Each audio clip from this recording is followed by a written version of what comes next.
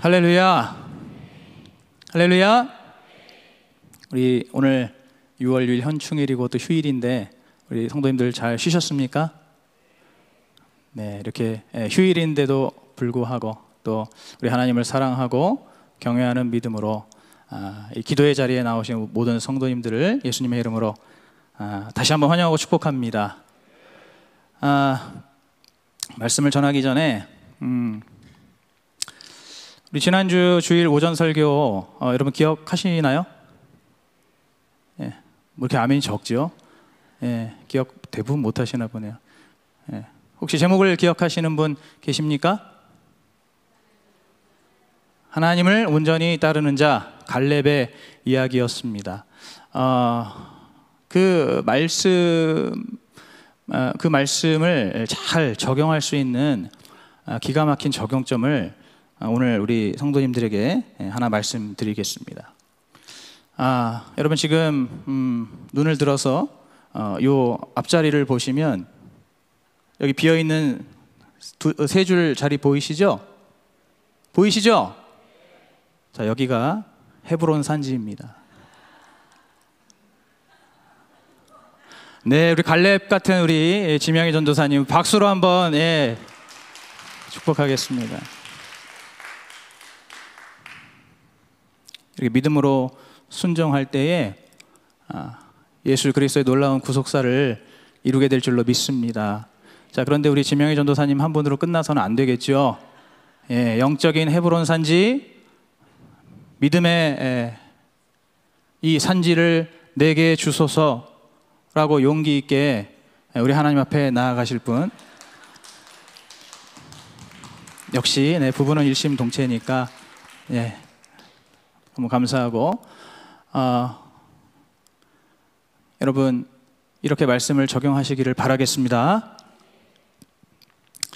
자, 오늘 이렇게 두 분께서 믿음의 본을 잘 보여주셨는데 우리 다음 미랄기도회와 또 이어지는 모든 예배들, 수요 예배, 아침 예배, 수요 예배, 주일 예배, 모든 예배들 가운데 누가 어떤 분이 이 영적인 헤브론 산지를 정복하고 점령하고 차지해서 우리 하나님의 은혜와 축복을 받으시는지 우리 같이 한번 기대해 보면 좋겠습니다.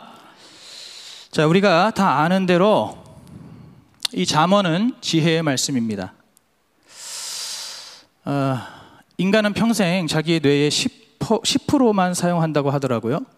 아무리 똑똑하고 아무리 공부를 잘하고 많이 배운 사람도 예외가 없다고 합니다. 대부분의 사람들이 자기의 뇌의 10%만 그 평생에 걸쳐서 10% 정도만 사용을 한다고 합니다. 여러분, 하지만 우리 하나님을 진실하게 경외하고 사랑하는 사람은 학벌이나 지능에 상관없이 우리 창조주 하나님, 지혜의 근원이 되시는 우리 하나님께서 지혜를 주셔서 그 뇌의 10%뿐만 아니라 100% 이상을 쓸 수 있음을 믿으시기 바랍니다.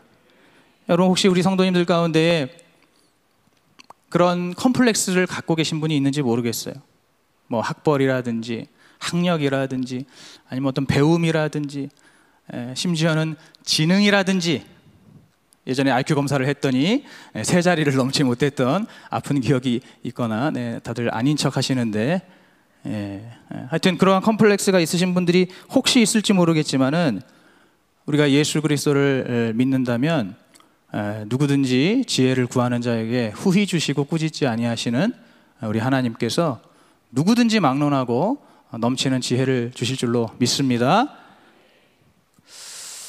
오늘 잠언은 그래서 그러한 지혜의 말씀인데, 오늘 이 본문에서 이제 하나님의 그 지혜를 계속해서 말씀하고 있죠. 그런데 오늘 이 본문에서 그 말씀하시는 하나님의 지혜 가운데 아주 중요한 것 중에 하나가 무엇이냐면은 바로 때를 아는 것입니다. 바로 때를 분별하는 거예요. 시기를 분별하는 겁니다. 이것이 굉장히 중요한 우리 하나님의 지혜 중에 하나예요. 여러분, 그런 면에서 볼 때 가장 큰 지혜가 있다면은 무엇일까요? 오늘 여러분 여기 오신 모든 분들이 이 지혜를 가지고 있죠. 바로 지금이 마지막 때라는 거, 예수 그리스도의 재림이 얼마 남지 않은 마지막 때라는 것을 기억하고 인식하면서 살아가는 것, 그죠?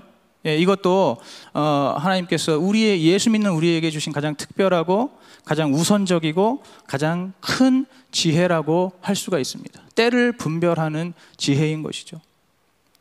하지만은 이러한 이 종말의 마지막 때를 분별하는 것 외에도 우리의 삶의 매사에 모든 우리의 삶의 그 사건 속에서 우리가 때를 잘 알고 분별하는 것이 바로 이 그리스도인의 삶을 사는 데 있어서 그 역시도 꼭 우리에게 필요한 지혜입니다. 왜 그렇습니까? 하나님께서는 그 모든 때와 시기마다 하나님의 목적을 두고 계시기 때문이에요. 그냥 우연히 지나가는 시간은 없습니다. 그냥 우연히 일어나는 사건은 없다는 거예요. 모든 시기와 모든 사건이 하나님의 어떠한 분명한 목적을 가지고 일어나고 지나간다는 것입니다. 그러니까 우리가, 예수 믿는 우리가 그것을 그 때를 잘 분별하고 그것을 잘 캐치하는 것, 이것이 굉장히 지혜로운 인생이 되는 것이죠. 여러분, 우리 한국인의 전형적인 특징이 무엇입니까? 우리 대한민국의 근현대의 초고속 경제 성장을 이루게 한 우리 한국인의 전형적인 특징, 빨리빨리죠. 빨리빨리. 뭐든지 빨리빨리입니다. 그러한 우리의 어떤 특성 덕분에 방금 말씀드린 것처럼 정말로 기적이라고밖에 표현할 수 없는 그러한 고도의 경제 성장을 이루어냈고, 또 그것으로 인한 여러 가지 혜택과 장점도 많이 있지만은, 그러나 부작용도 만만치가 않습니다.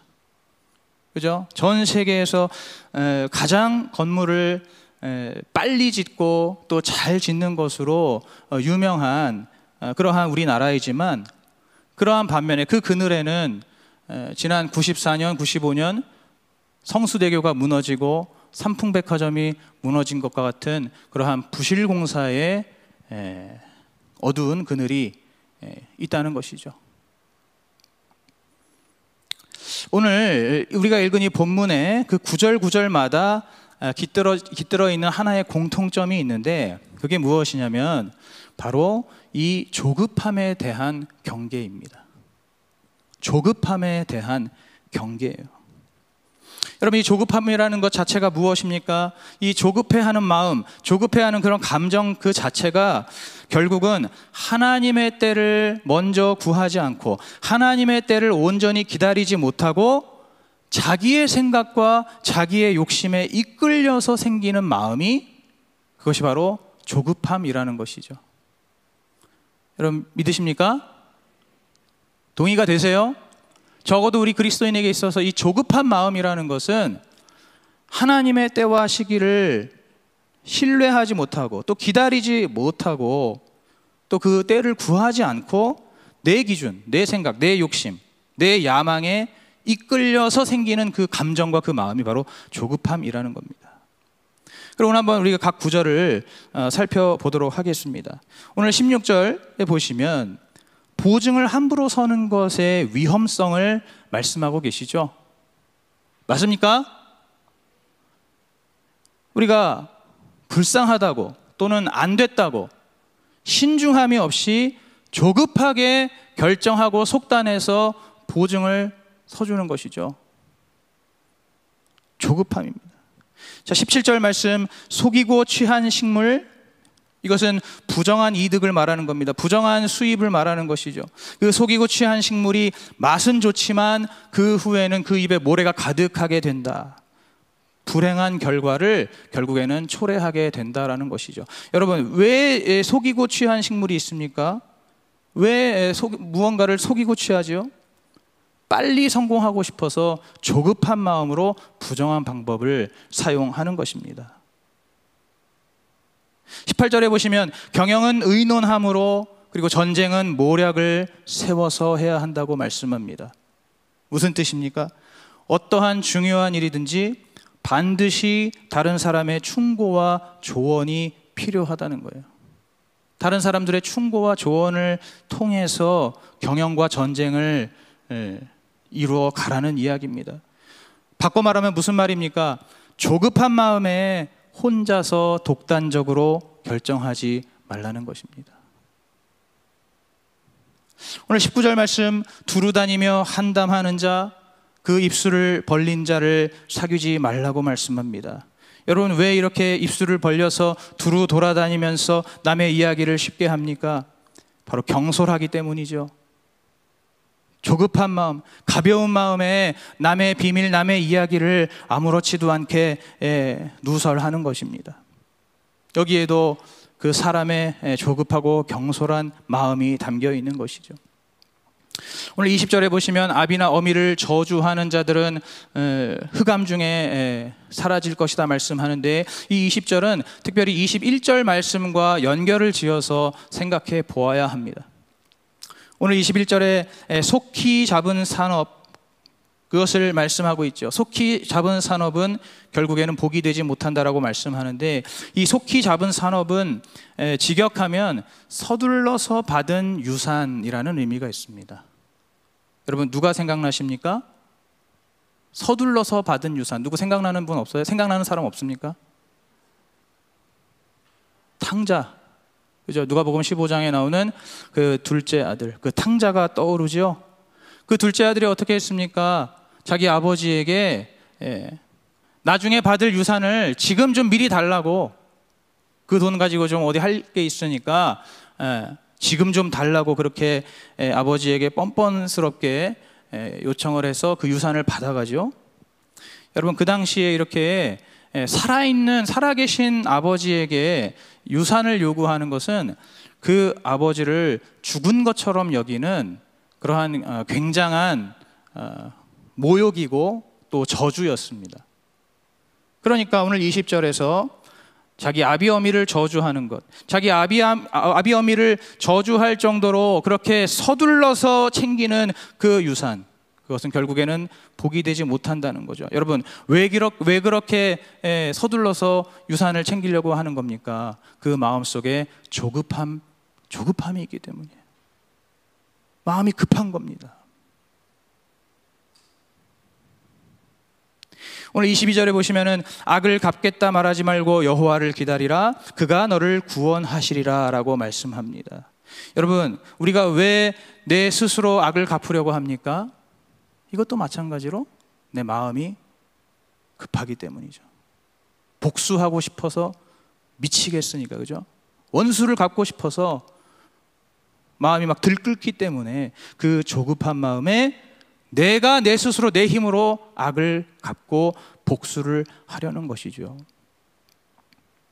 23절 말씀, 한결같지 않은 추와 속이는 저울도 무엇입니까? 결국엔 17절에 나오는 그 부정한 이득과 같은 것이죠. 속이고 취한 식물입니다. 이것도 마찬가지로 빨리 성공하고 싶은 그러한 조급함이 그 의미가 깃들어 있습니다. 그 다음에 25절을 좀 먼저 보시면은 함부로 하는 서원의 위험성을 또 말씀하고 있죠. 지금 당장 어떤 이것이 좋아 보여서 서원을 했을 때 그것이 나중에 발목을 잡는다라는 말씀이죠. 조급하게 하는 그러한 서원을 말하고 있습니다.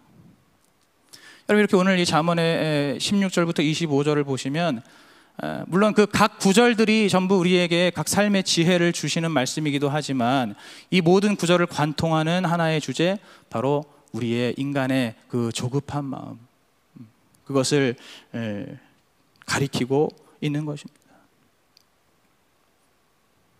오늘 그래서 24절에 보시면 가장 중요한 말씀이라고 할 수 있는데, 사람의 걸음은 하나님께서 인도하신다, 이렇게 말씀하십니다. 사람의 걸음은 하나님께서 인도하신다. 이게 무슨 말입니까?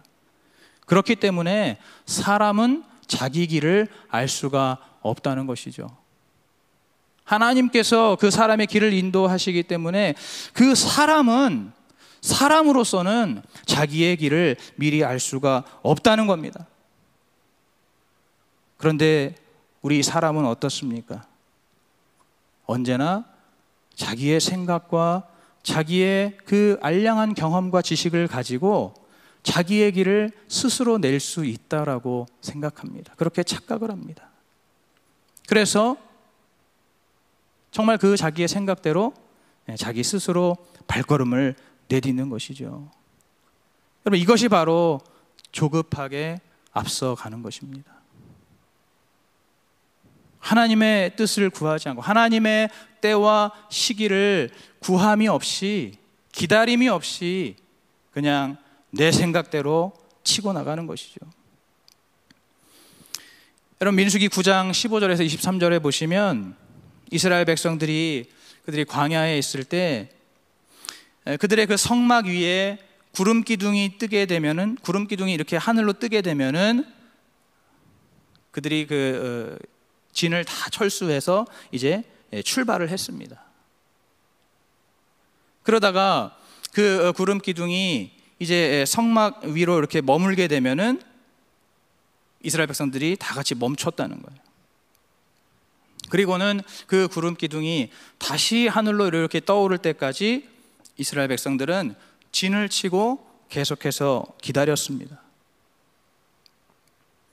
때로는 그 성막에 머물러 있는 구름이 몇 달, 몇 개월 막 엄청나게 우리가 생각할 수 없는 그러한 그 시간을 계속해서 머물러 있다 할지라도 이스라엘 백성들은 절대로 움직이지 않고 기다렸다는 거예요. 그 광야에서, 낮에는 너무나 뜨겁고 밤에는 너무나 추운 그 광야에서 계속해서 기다렸다는 겁니다. 여러분, 만약에 이스라엘 백성들이 그 구름 기둥이 뜨지 않았는데 그들이 그냥 짐을 챙겨서 출발을 하면 어떻게 되겠습니까? 그 허허벌판 그 광야에서 아마 하루도 안 돼서 길을 잃고 결국에는 치명적인 그러한 결과를 맞이하게 될 것입니다. 그 광야에서 그냥 길도 모르고, 그 당시에 뭐 나침반도 없고 이정표도 없는데 그냥 그 광야에서 그렇게 죽을 수밖에 없는 것이죠. 여러분, 오늘 우리의 인생도 바로 이 광야와 같은 인생인 줄로 믿습니다. 이렇게 광야와 같은 우리의 인생인데 우리도 이렇게 구름을 기다리지 못하고 그 구름이 떠오르는 것을 기다리지 못하고 우리 스스로 조급하게 발걸음을 내디딜 때가 있다는 거예요. 그것이 꼭 우리의 인생의 어떤 정말 중차대한, 우리 일생일대의 중차대한 어떤 그러한 결정이 아니더라도 내 삶의 아주 평범한 일상 속에서 나의 모든 생각과 말과 행동에 있어서 어떻게 보면 참 소소해 보이는 그러한 나의 모든 생각과 말과 행동에 있어서 하나님의 때를 구하지 않고 하나님의 때를 기다리지 않고 그냥 내 마음대로 치고 나갈 때가 너무나 많다는 겁니다. 그리고 그 근거는 무엇입니까? 계속해서 말씀드리는 것처럼 내 생각, 내 지식, 내 경험, 내 감정, 내 기분, 심지어 내 본능을 따라서 하나님께 구함이 없이 그냥 내가 치고 나간다는 거예요. 여러분, 본능이라고 하니까 조금 의아하게 들리십니까? 아니, 우리가 그러면 본능까지도 막 이렇게 다 이렇게 하나하나 다 이렇게 잡고 있어야 되는 건가? 여러분, 사사기 7장 4절부터 7절에 보시면 목이 말라서 냇가에서 물을 마시는데 두 가지 유형의 사람들이 나오죠. 한 유형은 무릎을 꿇고 그 흐르는 물에 머리를 담그고 얼굴을 담그고 마시는 사람들이 있습니다. 또 한 유형은 그 물을, 냇가에 있는 물을 손으로 떠서 손에 담아서 주위를 살피면서 마시는 사람이 있죠. 제가 지금 무엇을 말하는 겁니까? 전자는 목이 마르니까 냇가를 발견했을 때 허겁지겁 달려가서 자기의 그 목마른 본능을 따라서 무릎을 꿇고 그 물가에 그냥 머리를 쳐박고 짐승처럼 물을 마시는 그러한 사람들인 것이죠. 내 본능에 그냥 충실하게 움직이는 겁니다. 그러나 후자는 어떻습니까? 아무리 목이 말라도 그 물을 내가 손으로 떠서, 신중하게 손으로 떠서 그것을 내 입에 갖다 대고 주위를 살피면서 그 물을 조심스럽게 마시는 사람인 겁니다. 본능을 이기고. 여러분, 그 사람들이 누굽니까? 바로 기드온의 300용사이죠. 9,700명은 그렇게 무릎을 꿇고 허겁지겁 물을 마시다가 그 기드온의 영광스러운 승리에 동참하지를 못했습니다. 그 하나님의 승리의 역사에 그들이 함께하지 못했다는 거예요. 내 지식과 내 경험은 무엇입니까? 우리가 내 지식, 내 경험은 어떤 식으로 의지합니까? 제가 올해 말고 작년 고난주간 특별 새벽 기도회 때 했던 설교가 있습니다. 바로 무화과 나무에 대한 설교였어요.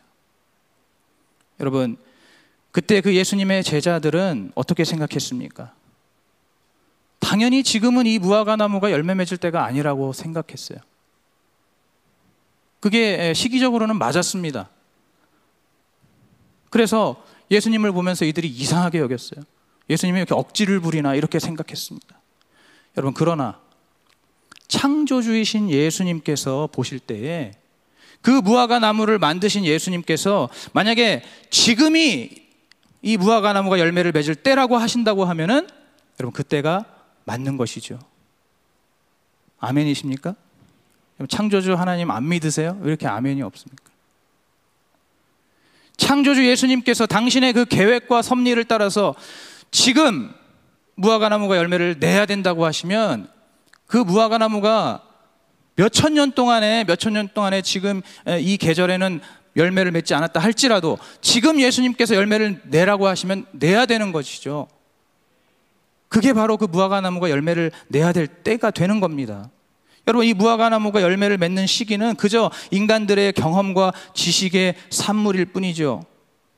그것이 절대로 바뀔 수 없는 어떤 그러한 절대 진리는 아닌 것입니다. 그저 인간의 경험에 의해서 경험이 쌓이고 쌓여서 무화과 나무는 항상 이맘때에 열매를 맺고 이때는 열매를 맺지 않더라라고 하는 그 관찰을 통해서 그들이 터득한 그러한 데이터일 뿐인 것이죠. 이것이 우리의 지식과 우리의 경험입니다. 의지할 대상이 절대로 되지 않는 것이죠. 이렇게 나의 지식과 나의 경험과 또는 내 감정과 기분 그리고 내 본능이 기준이 되어서 우리가 어떻게 합니까? 늘 조급하게 기도하고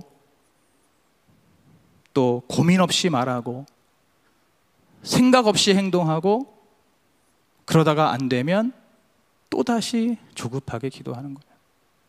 여러분, 이것이 바로 악순환이 되는 겁니다. 우리의 영적인 조급증의 악순환이 되는 겁니다. 여러분, 이것의 부작용이 사실은 알게 모르게 얼마나 심각한지 모릅니다. 내가 하나님 앞에 기도하는데 또 내가 막 헌신하고 충성하는데 내가 바라고 원하는 내가 정해놓은 그 때에 무언가가 이루어지지 않을 때 그럼 어떻습니까? 당장에 하나님을 향해서 원망과 불평이 나오는 것이죠. 또는 하나님이 나는 사랑하지 않나 보다, 하나님이 나는 버리셨나 보다라고 하는 그러한 피해의식과 자기 연민에 휩싸입니다. 또는 다른 사람을 향해서도 어떻습니까?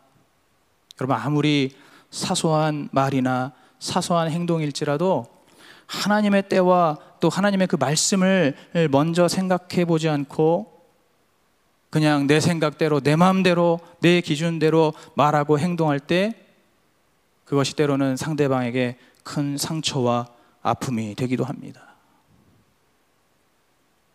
그럼 심지어는 내 감정에 근거해서 내 감정에 그냥 동정심, 그러한 그 감정에 근거해서 다른 사람을 무분별하게 도와줬을 때 여러분, 그것도 때로는 그 사람의 구원을 방해하는 일이 될 때도 있습니다. 남을 도와주는 것, 다른 사람을 도와주는 건 당연히 좋은 일이니까 그냥 내 생각대로 하면 되는 게 아니라는 것이죠. 언제나 하나님의 때가 맞는가? 이것이 하나님께서 지금 허락하시는 시기가 맞는가? 그것을 먼저 하나님께 구하고 기도하고 하나님께서 그러한 마음을 확실하게 주실 때에 그때 신중하게 도움을 주는 것이 맞는 것이에요. 우리가 정말로 말 한마디를 하더라도 이렇게 때와 시기를 잘 분별하고 또 기도와 말씀의 근거 위에서 그 위에서 우리가 말 한마디를 하더라도 해야 할 줄로 믿습니다. 여러분 다 아시는 에스더가 아하수에로 왕에게 나아가서 그 요청을 할 때 어떻게 합니까? 여러분 지금 에스더가 처한 이 상황, 그 민족의 상황은 지금 너무너무 절박하고 급한 게 맞죠. 이 상황이야말로 조급한 상황입니다. 모두가 다 죽게 생긴 그러한 상황이에요. 그러나 에스더는 절대로 조급하지 않았어요. 절대로 자신의 생각이나 자신의 감정을 따라서 왕에게 나아가지 않았습니다. 먼저 3일간 금식하면서 온 백성들과 함께 금식하면서 기도했어요. 그렇게 3일 동안 기도하면서 준비하고 그 다음에 이제 왕에게 나아갔을 때 그 아하수에로 왕이 기적적으로 이 에스더를 받아줘서 어떻게 됩니까? 잔치를 열게 되죠. 그 잔치를 통해서 이제 그 기분이 좋아진 그 왕이 나에게 어떠한 소원이든지 말하라고 합니다. 내가 에스더 당신이 원한다면 내 나라의 절반이라도 줄 테니까 어떠한 소원이든지 말하라고. 그런데 그때에도 에스더는 바로 하만을 처단해달라고 얘기하지 않았어요. 그때부터 이틀에 걸쳐서 이 왕으로부터 세 번에 걸친 이 똑같은 말을, 당신의 소원이 무엇인가라는 말을 세 번에 걸쳐서 들었을 때, 세 번에 걸쳐서 듣고 난 그 이후에야 이제 우리 민족의 원수인 이 하만을 처단해 달라고 그렇게 요청을 하게 됩니다. 그 말 한마디를 하는 데 있어서 이 에스더가 이토록 신중하고 기도하고 준비하면서 그 말을 한마디를 한 거예요. 그럴 때 그 이틀 사이에, 그날 밤 사이에 하나님께서 배후에서 다 물밑 작업을 해놓으셔서 우리 하나님의 그 구원의 역사가 완벽하게 이루어지고 에스더와 모르드게와 모든 유대 백성들이 놀랍게 구원을 받게 되었습니다. 여러분 그래서 우리가 이렇게 말할 수가 있어요. 믿음은 기다림이고 지혜는 타이밍입니다. 믿음은 기다림이고 지혜는 타이밍이라는 거예요. 저도 이것을 깨닫게 된 지가 그렇게 오래되지 않았습니다. 말씀을 통해서 이러한 것들을 깨닫고 나니까 예전보다 제 말을 조금 더 삼가게 되더라고요. 특히 가정에서. 여러분 아무래도 가정 안에서 가족들에게는 우리가 그냥 말이 쉽게 나오지 않습니까? 별 고민 없이 생각 없이 이런저런 말들이 나오잖아요. 그게 이제 가정 안에서 제일 심하지 않습니까? 그러다 보니까 그것이 저희 가정 안에서도 여러 가지 문제의 원인이 된 것 같더라고요. 그래서 제가 제 이제 가정 안에서도 가급적이면 말을 잘 생각해서 하려고, 조심해서 하려고 그렇게 노력을 합니다. 특별히 그날 주신 그 말씀을 묵상하면서 예전보다 좀 더 오래 그리고 여러 번 생각을 해서 필요하다고 생각되는 그 타이밍에 필요한 말을 하려고 그렇게 제 아내나 저희 자녀들에게도 제가 그렇게 하고 있습니다. 그 외에도 어떤 예배나 어떤 사역이든지 제 마음속에도 조바심이 날 때가 있어요. 조급한 마음이 생길 때가 있습니다. 그렇지만 그럴 때에도 예전 같으면 그 자리에서 바로 얘기를 그냥 했다면, 지금은 가급적이면 그러한 내 생각이나 어떤 내 경험이나 내 지식을 의지하는 것이 아니라 하나님께 먼저 한 번 더 구하고, 언제 말하는 것이 좋을지, 언제 행동하는 것이 좋을지를 하나님께 구하면서 그렇게 한 걸음씩 나아가려고 하고 있습니다.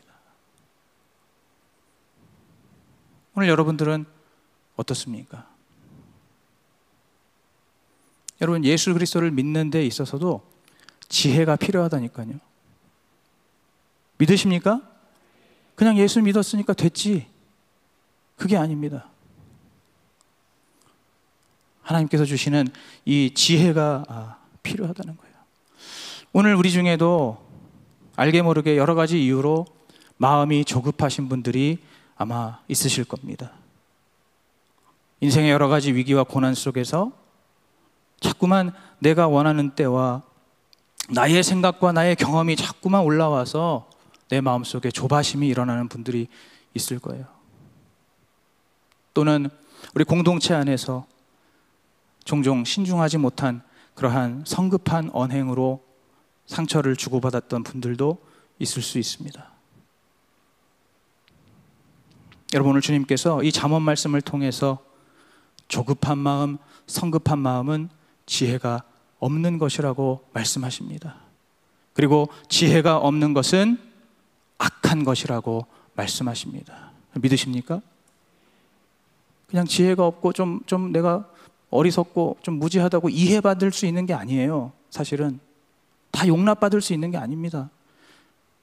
지혜가 없는 것은 부끄러운 일이고 하나님 앞에 지혜를 구해야 마땅한 일이에요. 성도라면은. 믿으십니까? 지혜가 없는 것은 악한 것이라고 말씀하시는 거예요.